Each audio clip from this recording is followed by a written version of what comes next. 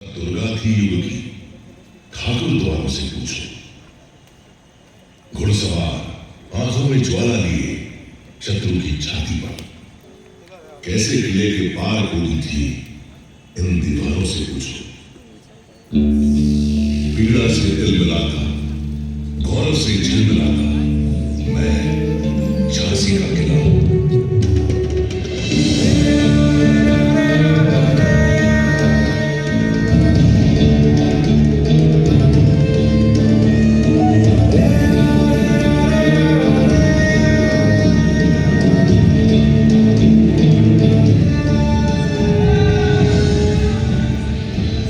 बेतवा और पहुंच नदियों के बीच बुंदेलखंड के पश्चिम में बसा है झांसी शहर। और झांसी शहर के केंद्र में अपनी ऊंची ऊंची प्राचीरों के साथ कई सदियों से खड़ा हुआ है झांसी का किला। सन 1613 ईस्वी में ओरछा नरेश महाराज वीर सिंह देव ने मेरा निर्माण करवाया था।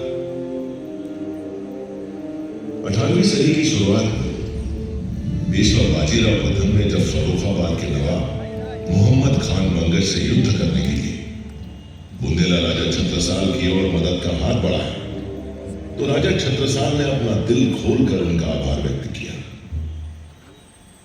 पेशवा बाजीराव प्रथम को झांसी के साथ कुछ और भी क्षेत्र भेंट में दिए गए। इस तरह झांसी रजवाड़ा मराठा साम्राज्य में ढल गया और ध्वज बदल गया।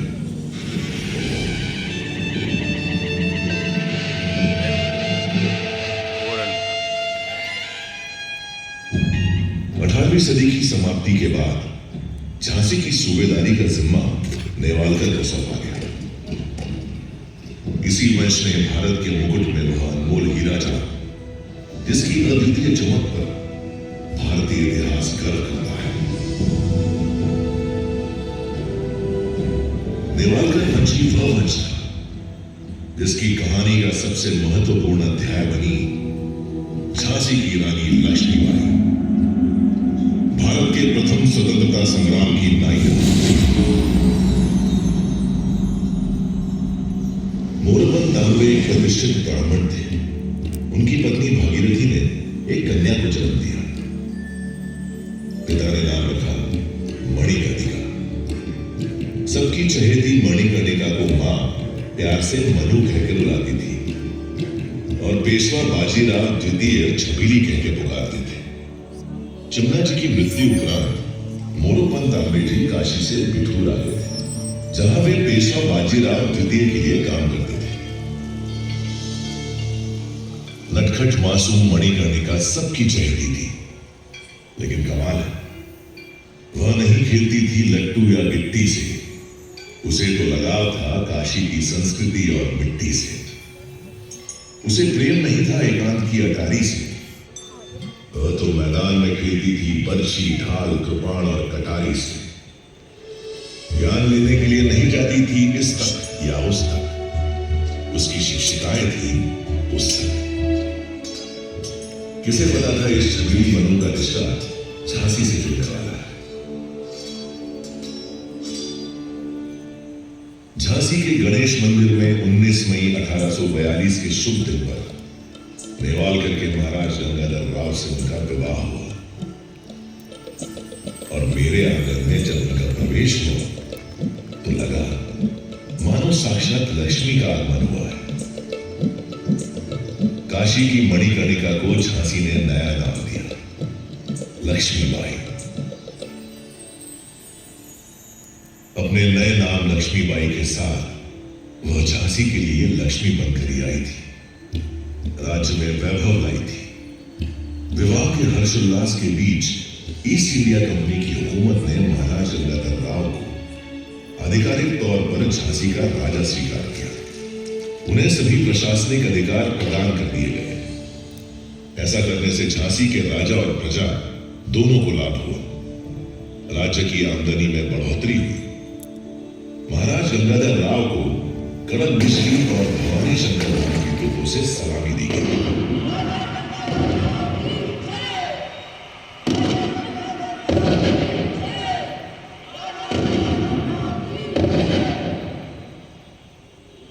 महाराज गंगाधर राव एक कुशल प्रशासक थे, काफी उदार और कला प्रेमी थे। उनकी नाट्यशाला में साहित्य, संगीत, नृत्य, नाटक की रसवर्षा बनी रहती थी।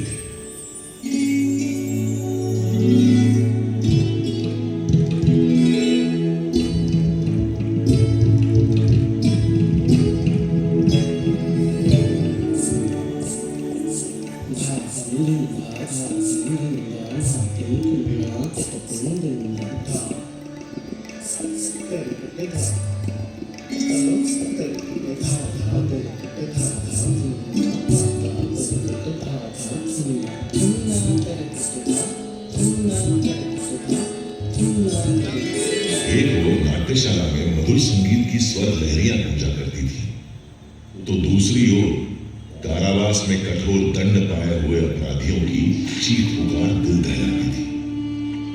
झांसी की न्याय प्रणाली ही कुछ ऐसी थी कि छोटे मोटे अपराधियों को भी फांसी की सजा सुना दी जाती थी। और जिस जगह आप लोग बैठे हुए हैं, ठीक यहीं वो फांसी का था।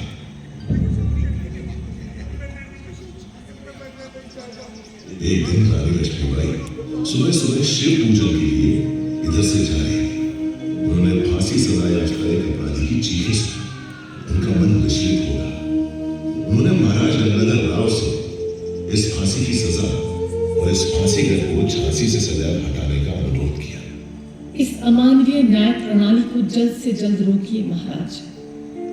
फांसी की सजा और ये फांसी घर झांसी के किले से सदा सदा के लिए हटवा दे। आपसे मेरा ये अनुरोध है। महाराज ने रानी का अनुरोध स्वीकार कर लिया और झांसी में फांसी की सजा पर पूर्ण प्रतिबंध लगाने का आदेश जारी कर दिया। उसी दिन से झांसी गले की फांसी, नदिया गले का हार सिर्फ कहानियों की बात रह गई। झांसी की प्रजा ने इस नर्मदिल आदेश की सराहना की और महाराज का अभिनंदन किया। झांसी में इंसानियत की हवाएं बहने लगी। देश प्रेम की एक लहर के साथ नई ऊर्जा का प्रसार होने लगा। सुरक्षा की जिम्मेदारी अब केवल पुरुषों की नहीं रह गई थी, महिलाओं ने भी कमान संभाली। रानी लक्ष्मीबाई स्वयं तलवारबाजी एवं घुड़सवारी में निपुण थी। उन्होंने झांसी की स्त्रियों में भी इस कौशल का विकास किया। शस्त्रागार में नए हथियार बनने लगे। एक तोप का नाम झांसी की रानी रखा गया। क्या धमाका था उसका। धीरे धीरे तैयार होने लगी इस युवा रणचंडी की दुर्गा सेना।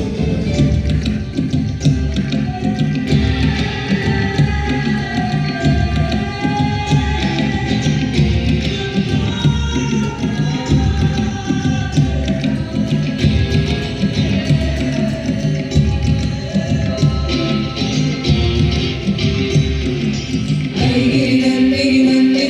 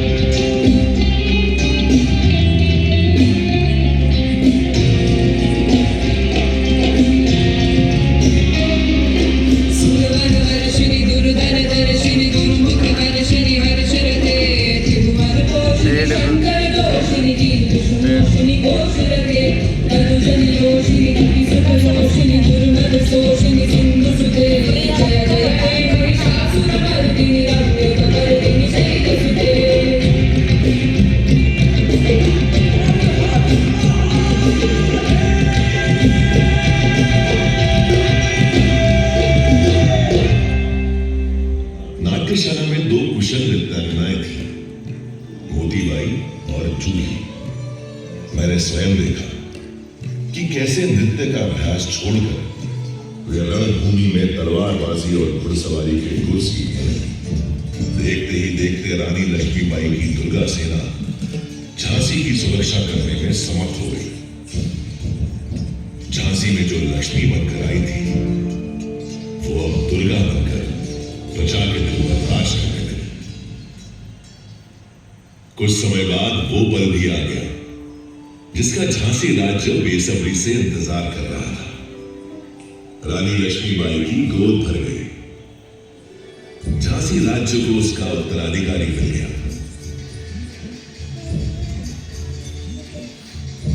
महाराज गंगाधर के आंगन में थालियां बजी। पूरा झांसी राज्य खुशियों से सराबोर हो उठा। झांसी के इस उत्सव को न जाने किसकी नजर लग गई। खुशियों की शहनाइयों से अचानक मातम के स्वर फूटने लगे। मात्र 3 माह की किलकारी को क्रूर काल निकल गया। रानी की गोद उजड़ गई। इस घटना से महाराज गंगाधर को गहरा सदमा लगा। उनका स्वास्थ्य बिगड़ने लगा।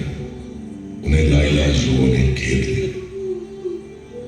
महाराज को झांसी के भविष्य की चिंता सताए जा रही थी। झांसी के राज सिंहासन को वारिस मिल सके, इस उद्देश्य से उन्होंने अपने ही वंश के एक बालक को गोद ली। महाराज गंगाधर और रानी लक्ष्मीबाई ने इस दत्तक पुत्र का नाम रखा दामोदर राव। अभी झांसी के भविष्य की सुरक्षा डामाडोल ही थी कि झांसी के वर्तमान का सूरज भी बुझ गया। असमय निधन हो गया महाराज गंगाधर राव का। रानी लक्ष्मीबाई ने किसी तरह होश संभाला। तब उन्होंने पीड़ा के आंसुओं को पोंछकर एक संरक्षक के रूप में झांसी की बागडोर अपने हाथों में ले ली। इधर रानी लक्ष्मीबाई ने झांसी का शासन संभाला और उधर ईस्ट इंडिया कंपनी के गवर्नर जनरल लॉर्ड डलहौजी ने झांसी को हथियाने के हथकंडे शुरू कर दिए। झांसी में तैनात अपने पॉलिटिकल असिस्टेंट मेजर एलिस के जरिए रानी तक अपना फरमान पहुंचाया। रानी साहिब, सन 1804 में हुई संधि के मुताबिक झांसी भी दूसरे पड़ोसी राज्यों की तरह ईस्ट इंडिया कंपनी के अधीन आता है। अब चूंकि स्वर्गीय महाराज गंगाधर राव की अपनी कोई संतान नहीं है, इसलिए कंपनी उनके गोद लिए हुए पुत्र दामोदर राव को झांसी के उत्तराधिकारी का दर्जा नहीं दे सकती। आपको सूचित किया जाता है कि अब झांसी राज्य पूरी तरह से कंपनी के अधीन रहेगा। इसके एवज में कंपनी रानी लक्ष्मीबाई को उनके निजी खर्च के लिए 5,000 रुपया महीना की पेंशन अदा करने की मंजूरी देती है और साथ ही रानी लक्ष्मीबाई को हुक्म देती है कि वे जल्द से जल्द अपने जरूरी सामान के साथ झांसी का किला खाली कर दें। हम सुना करते थे कि व्यापारियों के भेष में लुटेरे हैं आप लोग। आज आपने इस बात को सिद्ध भी कर दिया। वापस जाकर कह दीजिए अपने गवर्नर जनरल लॉर्ड डलहौजी से हम उनका फरमान अस्वीकार करते हैं। मैं अपने जीते जी अपनी झांसी नहीं दूंगी। अंग्रेजी फरमान सुनकर रानी लक्ष्मीबाई क्रोध की ज्वाला से दहक उठी। वो जानती थी कि अंग्रेज झांसी को हथियाकर उसे बर्बाद करना चाहते हैं। वो किसी भी कीमत पर किला छोड़ने के लिए तैयार नहीं थी। देशमुख जी ने उन्हें शांति से समझाया। श्रीमान, मैं आपकी पीड़ा और क्रोध को समझ सकता हूं। देखिए, अभी समय हमारे अनुकूल नहीं है। वर्तमान परिस्थितियों में समझौता करना ही एकमात्र रास्ता है। क्या कह रहे हैं देशमुख जी? आप ऐसा सोच भी कैसे सकते हैं? मैं इन फिरंगियों के आगे झुक जाऊं और अपनी झांसी में सौंप दूं? गलत मत समझिए श्रीमंत। अगर आप शांति से विचार करें तो ये भी हमारी एक कूटनीति होगी। अंग्रेजों की बात अभी मानकर एक तो आप सतर्क रहेंगे, दूसरों के खिलाफ किसी भी गतिविधि में शामिल होने पर उन्हें आकर शक भी नहीं होगा। रानी लक्ष्मीबाई ने देशमुख जी का सुझाव मान लिया। दिल पर पत्थर और मन में ढेर सारी यादें रखकर रानी ने किला छोड़कर रानी महल में रहने का फैसला किया। जाते जाते रानी ने झांसी को अपना संदेश दिया। इस किले से जाने का ये मतलब नहीं है कि मैं हार गई। असली युद्ध तो अभी बाकी है। बिठूर में पेशवा बाजीराव ने मुझे देश प्रेम, स्वधर्म और स्वराज की शिक्षा दी थी। अब समय आ गया है कि मैं उनके द्वारा बताए गए स्वराज के मार्ग पर ही चलूं। इसके लिए चाहे मुझे अपने प्राण ही क्यों न त्यागने पड़े, मैं एक दिन स्वराज की पताका जरूर फहराऊंगी। गीता में लिखा है, हतो वा प्राप्स्यसि स्वर्गम चित्वा वा भोक्ष्यसे महीम तस्मादुत्तिष्ठ कौन्तेय युद्धाय कृत निश्चय। कि जैसे कृष्ण भगवान ने अर्जुन को रणभूमि में कहा था कि युद्ध के दौरान अगर मारे जाओगे तो स्वर्ग की प्राप्ति होगी, अगर जीत हुई तो पृथ्वी पर राज्य का आनंद लोगे। सो हे कुंती पुत्र, उठो और युद्ध करो। इतना कहकर रानी इस किले को छोड़कर चली गई। उस दिन दुल्हन बनकर आई रानी को मेरी देहरी से बाहर जाना पड़ा।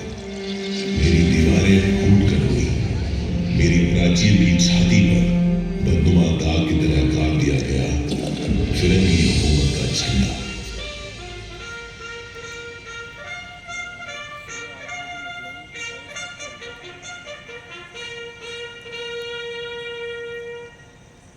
हंसती खेलती झांसी का सुख वैभव छिन गया। अंग्रेजी हुकूमत ने न केवल आम जनता को प्रताड़ित किया बल्कि रानी का अपमान करने का भी कोई मौका नहीं छोड़ा। रणनीति के अनुसार रानी अपमान का यह कड़वा घूंट पीने के लिए मजबूर थी। इस कठिन समय में एक दिन पेशवा नाना साहब का संदेशा लेकर रानी के पिता मोरो पंत जी उनसे मिलने आए।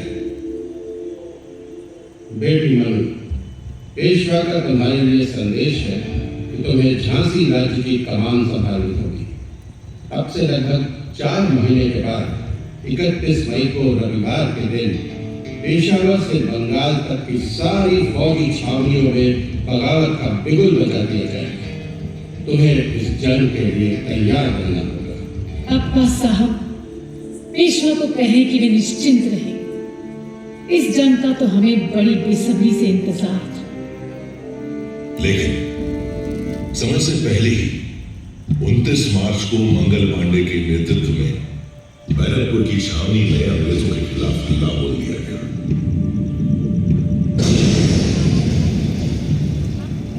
मंगल पांडे की शहादत का शुभ समाचार भी आया। लेकिन 10 मई आते आते मेरठ में भी बगावत की शुरुआत हुई, जो दिल्ली को आजादी दिलाने तक जा पहुंची। अब बारी थी झांसी।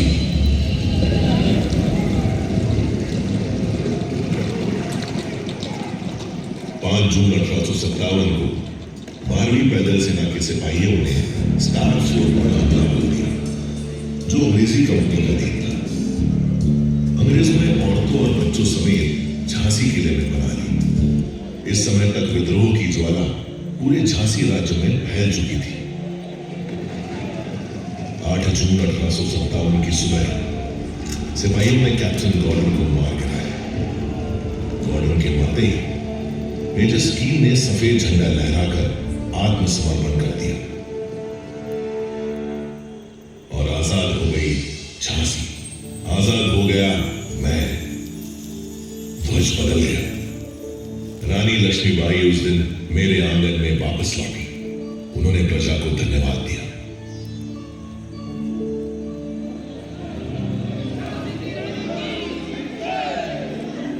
मुझे गर्व है आप सभी पर, आपके हौसलों पर, आपकी बहादुरी पर। अगर आप लोग इस लड़ाई में अंग्रेजों के खिलाफ खड़े न होते तो हम ये जंग कभी नहीं जीत पाते। लेकिन याद रहे, खतरा अभी पूरी तरह से टला नहीं है। हमें चौकन्ना रहना होगा। अंग्रेज कभी भी पलटवार कर सकते हैं। हमें झांसी को फिर से उन्नति की राह पर लाना है। झांसी के विकास का काम शुरू हो गया। इस दौरान रानी लक्ष्मीबाई ने हर चुनौती का सामना अपनी बुद्धिमत्ता से किया। हर तरह की घटनाओं से जूझते हुए रानी लक्ष्मीबाई स्वयं को मजबूत कर ही रही थी कि एक दिन मोतीबाई एक बुरी खबर लेकर आई। श्रीमंत, हमें अपने सूत्रों से पता चला है कि पूरे देश में बगावत की आग को अंग्रेजों ने बुझा दिया है। दिल्ली, लखनऊ, कानपुर, बिठूर, बनारस, इलाहाबाद, हर जगह विद्रोह को कुचल दिया गया है।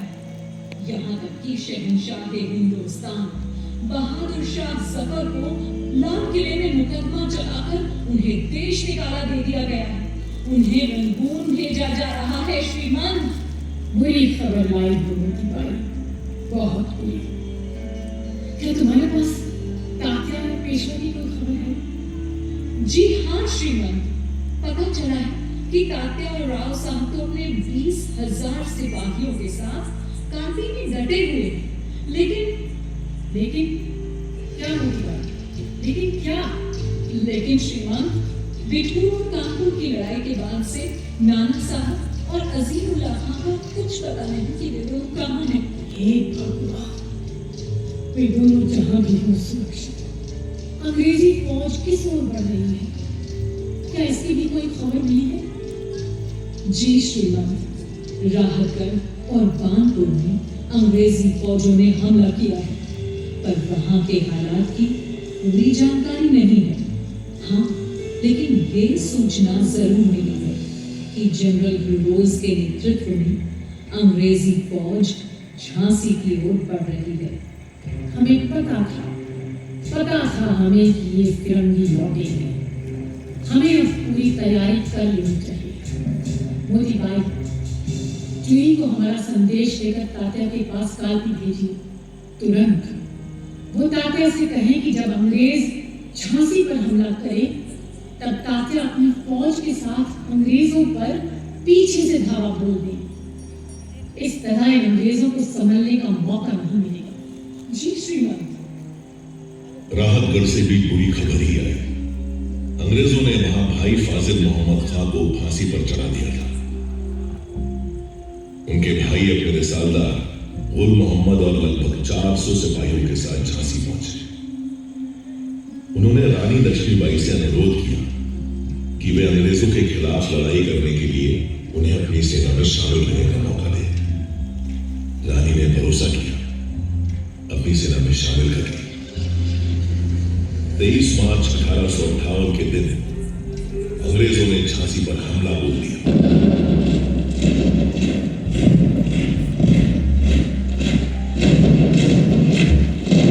के धमाकों के बीच खड़ा मैं ये सब देख रहा था, लेकिन झांसी में वफादारों की भी कोई कमी नहीं थी। फाटक पर ही अंग्रेजों पर टूट पड़े कुंवर खुदा बख्श। लड़ते लड़ते उन्होंने अपने प्राणों की आहुति दी।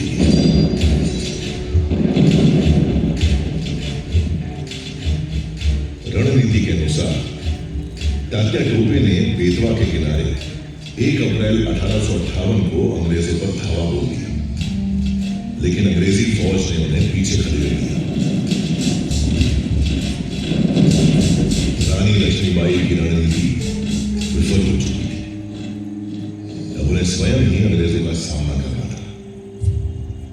रानी लक्ष्मीबाई और उनकी सेना युद्ध के लिए तैयार थी, लेकिन विश्वासघात के लिए नहीं। लड़ाई के 11वें दिन पीर अली और दुल्हाजू ने किले का ओछा द्वार खोल दिया।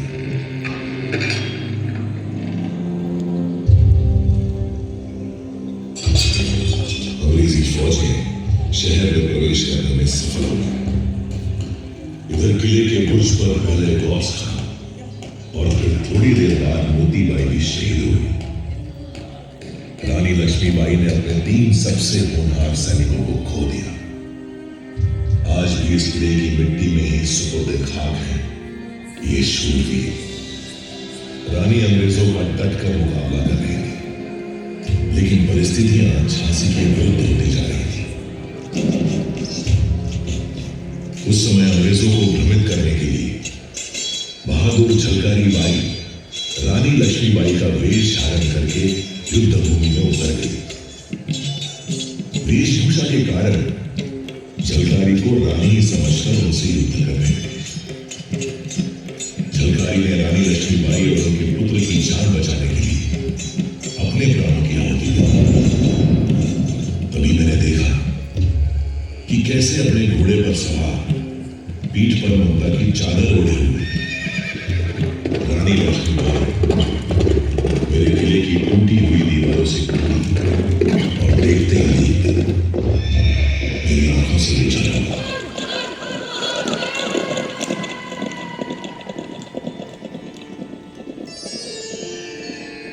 उस काली रात को मुझे झांसी से जाना पड़ा था, लेकिन मैंने प्रण लिया था कि जब तक जीवित हूं तब तक मातृभूमि की रक्षा के लिए लड़ती रहूंगी। मेरी इस लड़ाई में ग्वालियर के सैनिकों ने मेरा साथ दिया और मैंने बिना लड़े ही जीत लिया ग्वालियर का किला। ग्वालियर की जीत स्वराज के लिए सिर्फ एक कदम है। हमारी लड़ाई इन फिरंगियों से है जो हमारे देश में घुस आए हैं। हमें इन्हें अपने देश से बाहर निकालना है और स्वतंत्र भारत का जो सपना हम सब ने मिलकर देखा है उसे पूरा करना है। भारत भूमि के वीर जवानों, अब वक्त आ गया है मातृभूमि का ऋण उतारने का। तो हो जाओ तैयार अंतिम युद्ध के लिए। हर हर महादेव।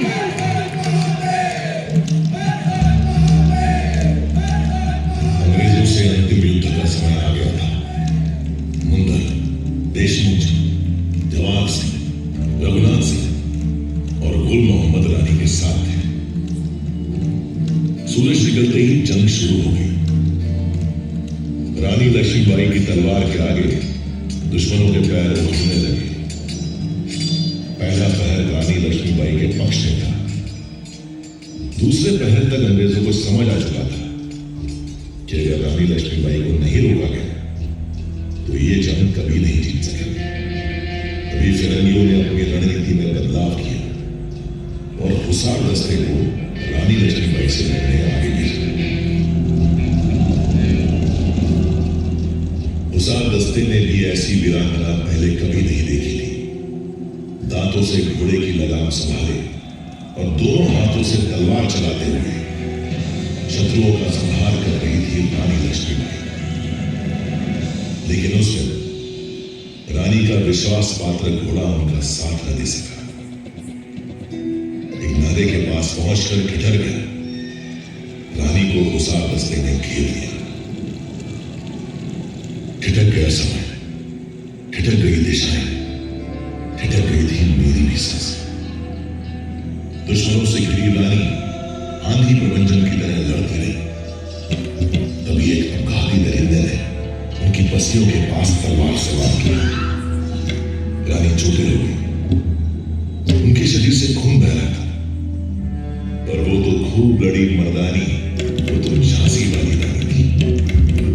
घाव खाकर भी पूरे दाव और चाव से लड़ती रही। एक एक कर शत्रु धराशायी हो गए थे। किसी ने उनके सिर पर वार किया। इस बार उनकी आंख जख्मी हो गई।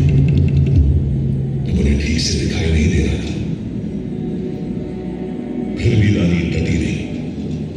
हुसारों का सफाया करते हुए तभी गुल मोहम्मद और बाकी साथी रानी के पास पहुंचे। सबने देखा कि रानी नक से शिख तक खून से लथपथ है। देखते देखते रानी घोड़े की पीठ पर लुढ़क गई। मेरे मन में गूंज रहे युद्ध शुरू होने से पहले रानी के शब्द। आज ही युद्ध का अंतिम दिन हो सकता है। अगर मैं मर जाऊं तो तुम्हें मेरे पुत्र दामोदर की रक्षा करनी होगी। याद रहे, चाहे कुछ भी हो जाए, मेरी मौत के बाद कोई भी फिरंगी मेरे शरीर को छूए ना। गुल मोहम्मद ने रानी के घोड़े की लगाम संभाली और उन्हें जंग के मैदान की दूसरी ओर बाबा गंगादास जी की कुटिया में ले गया। रानी की हालत नाजुक थी। बाबा गंगादास ने उनकी नब्ज पकड़ी तो उनकी आंखों में नमी साफ दिखाई देने लगी। हम सब जिस घड़ी की कल्पना भी नहीं कर सकते थे, वो घड़ी हमारे सामने थी। बाबा ने रानी के मुंह में गंगा जल डाला। थोड़ी देर में रानी की आंख खुली। उनके आखिरी शब्द थे, हर हर महादेव और ओम नमो वासुदेवाय। वो हमें और अपनी जान से भी ज्यादा प्यारी मातृभूमि को छोड़कर सदा के लिए चली गई। रानी लक्ष्मीबाई की देह पंच तत्वों में विलीन हो गई, लेकिन रानी की शौर्य गाथा धरती आकाश की सीमाओं के पार कण कण में समा गई। रानी की समय के बंधनों को लांघकर आज भी हमारे सामने मौजूद है। लोग कहते हैं कि उस दिन रानी मर गई थी, लेकिन मैं जानता हूं उस दिन रानी लक्ष्मीबाई युगों युगों तक अमर हो गई थी, सदैव वीरता की मिसाल बनकर जीने के लिए।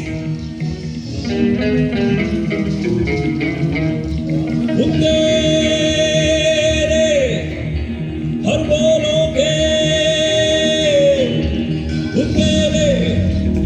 बोलोगे वो हमने सुनी कहानी है।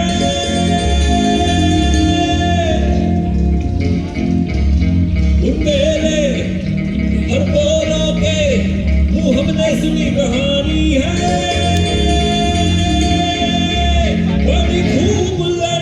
बड़ी खूब लड़ी मर्दानी, वो तो झांसी वाली रानी